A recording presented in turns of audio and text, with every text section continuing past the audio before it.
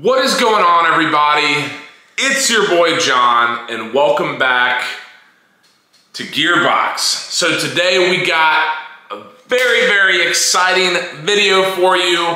I'm excited, and hopefully you guys will be excited to know that I have officially passed my instrument check ride. I am super excited to have the opportunity to now call myself an instrument rated private pilot. There was a lot of hard work, dedication, blood, sweat, and tears, whatever you want to call it, that went into the instrument rating, but we have finally done it. So what I wanted to do today is make a video to explain what that check ride looked like, both from the oral portion as well as the flight portion of the check ride. So this will be a two-part video. So without further ado, we'll start off with part one on the oral section. All right, so getting right into it, sat down with the DPE. My particular DPE's name was Randy out of Elberton, Georgia.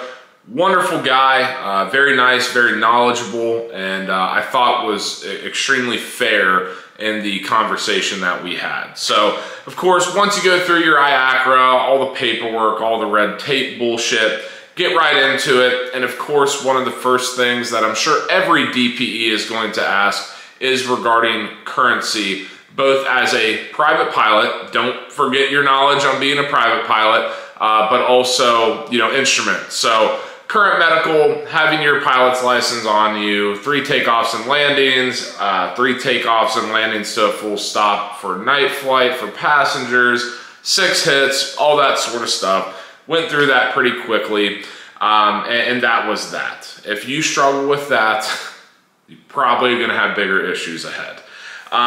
Next, on my list here, the next thing I have is icing, which really spurred from the conversation about the cross country. So once we got through the currency section, he said, so, I understand we planned a cross country from Echo Bravo Alpha to Charlie Hotel Alpha.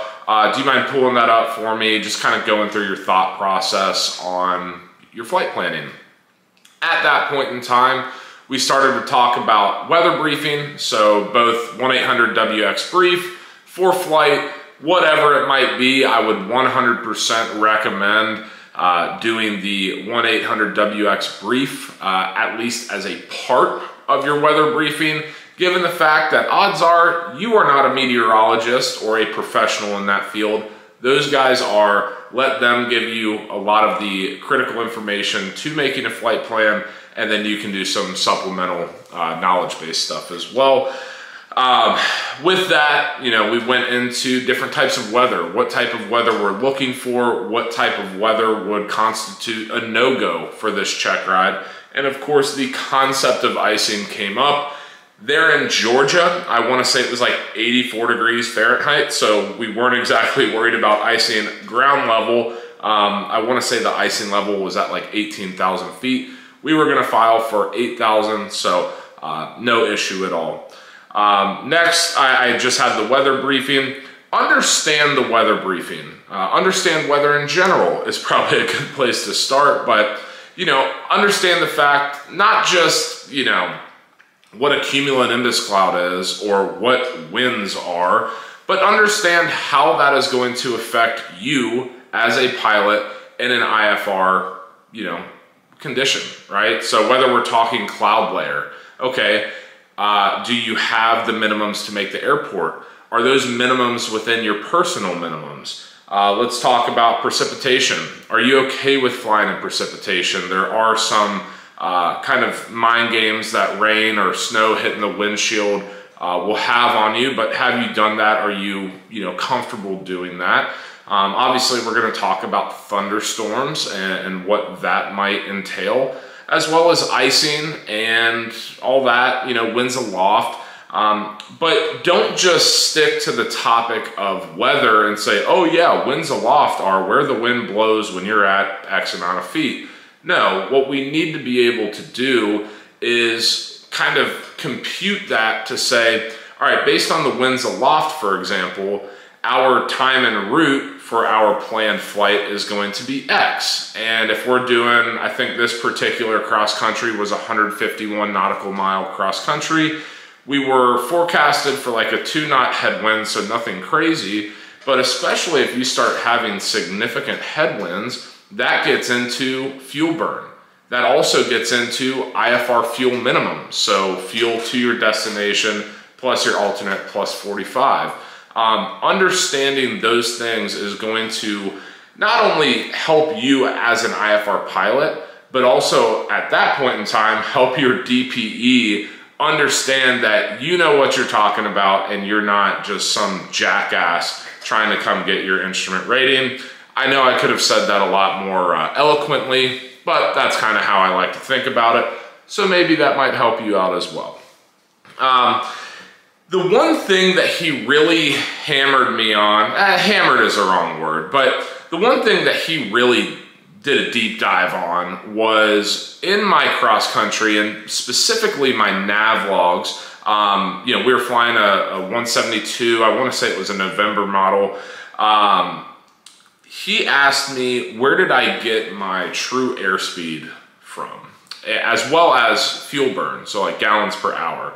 And basically what I told him is, well, you know, based on the power setting of the aircraft and wanting to keep, you know, not just slam the throttle to the firewall and burn a bunch of fuel or everything, but like 100 knots is a pretty reasonable true airspeed for the 172. And the 8 gallons per hour that I averaged out was just that. It was an average. And it's probably a little bit higher than it actually would be, but being the pilot that I am, I would rather err on the side of caution when it comes to that flight plan.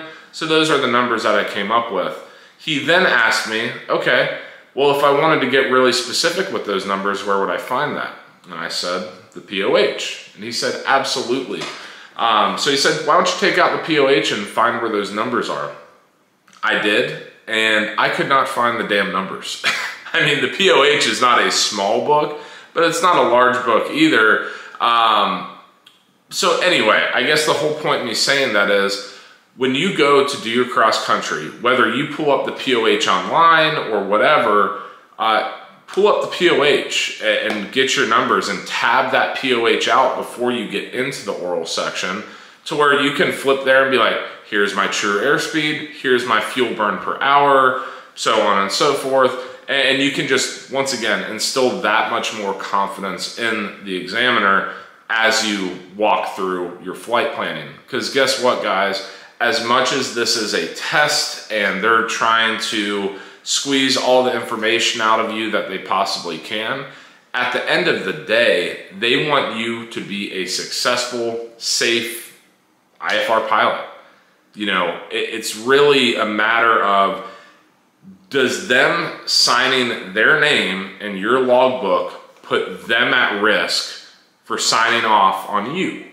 You know, if they sign off on you and you really shouldn't have had their signature to give a good old pass for the check ride, they could be in some legal trouble as well.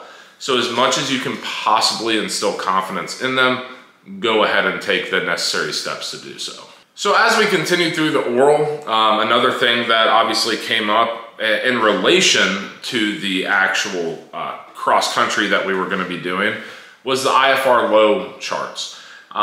My examiner in particular didn't really go into like, what does every single possible thing mean on the chart, but mainly looking at the route that we filed, plus some of the surrounding area to get an understanding of what those things mean. So obviously MEA and MOCAs are gonna be huge. You're also gonna look at, you know, especially if you're taking Victor Airways, which we had filed, you're gonna look at VOR changeover points, gonna talk about that, minimum crossing altitude changes, minimum reception altitude changes, AROCAs, you know, all that sort of stuff, and not only talk about it as it relates to that particular flight, but also when those sorts of things become, you know, more important than usual, and how those, kind of have an implication on the way that you fly your plane. As we went through that, we also went into lost comm procedures, the AVEF stuff, for navigation and radios and that type of stuff. If you have lost comms, what do you do? Where do you fly? What altitude? What heading? Whatever that might be. Started to talk through that. That wasn't really a big deal. I feel like a lot of that ends up being common sense in one way or another. But just, think through it. If you're at the MEA, you can't go below the MEA. It's a minimum altitude. So don't do it unless you have VFR weather. But of course, these guys are going to say, all right, you're hard IMC. There's nothing you can do about it. You're at the MEA. What the hell are you going to do if you have lost comms? So that was part of it. And then the last thing we talked about, the approach plates. So is it a WAS thing? Is it a VOR thing? What are the minimum altitudes? If you have partial panel, what's your, what minimums are you going to base that off of? What are the missed approach procedures? If you have alternate missed procedures, how are you going to handle that? Timed approaches. We talked about all sorts of types of approaches. And guess what? He threw some at me that I had never heard of in my entire life. And I'm pretty certain I'm not going to ever hear about them or use those approaches at any point in my flying career. But we just talked about that. And it was pretty easy, pretty relaxed environment, throughout the oral portion of the check ride. There were maybe 2 or 3 times where we just got on a tangent of aviation or just life, really. And it was kind of a good, breaking up of the really dense material that we were going through. But it was overall the oral, and that was what I was most nervous about. I hate the idea of having an open-ended conversation, right? Theoretically, I mean, yes, the DPEs have a certain rubric or whatever that they have to base things off of, but at the end of the day, the conversation can really go a million and one different ways, all depending on how the DPE is feeling that day. So it is kind of nerve-wracking. I was definitely more nervous for that than I was the flying portion. But either way, went pretty smooth. I had no issues with it, really. He said I did really well. Said I seemed prepared and wasn't too nervous or anything like that, which is a positive as far as I'm concerned. That, to me, makes me feel like I actually knew what I was doing and not just trying to, pull shit out of my ass or anything like that. But anyway, the oral portion was great. At that point, he said, all right, you passed the oral, let's go out, let's go fly. And that's where I'm gonna end today's video.